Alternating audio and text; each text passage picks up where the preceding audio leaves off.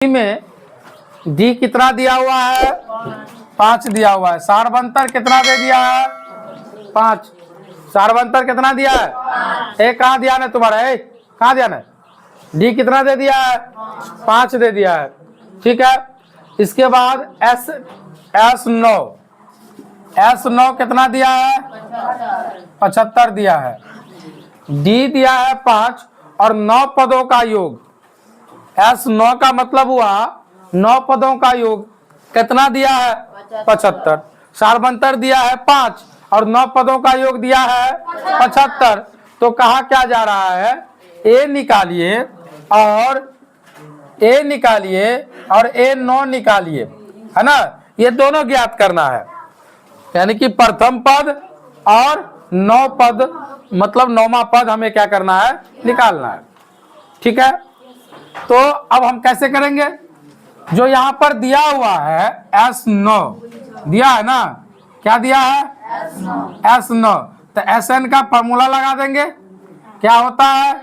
n/2 into 2a plus n-1 into D. ये formula होता है कि नहीं होता है?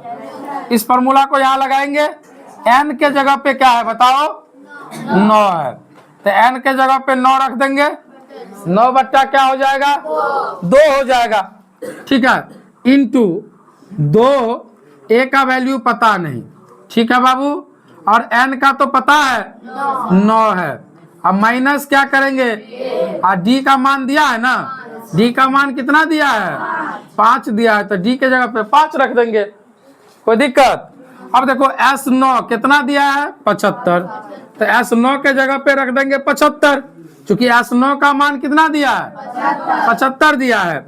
अब ये क्या है? 9/2।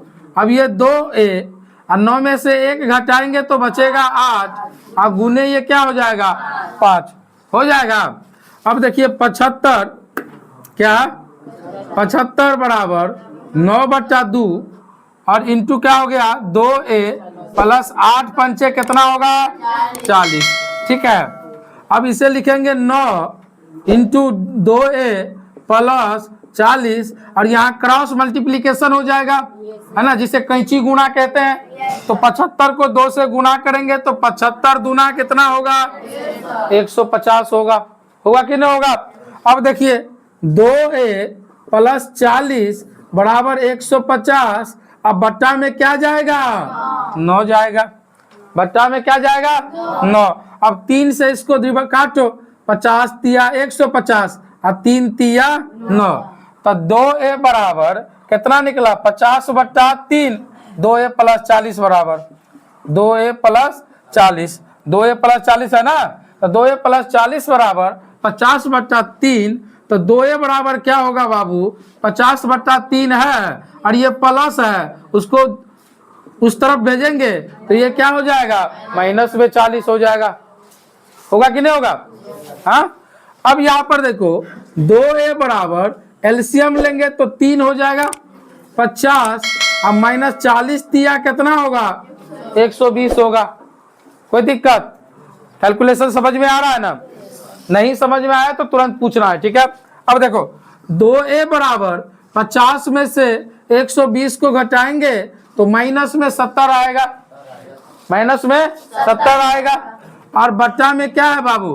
3। 2 से इसको काट दो, सामने सामने रहे तो कटता है, बराबर के सामने रहे तो क्या होगा? कटेगा, है ना। तो a बराबर माइनस में 35 और बट्टा में क्या आ गया? 3। तो a का वैल्यू निकल गया। कितना निकला a का मान?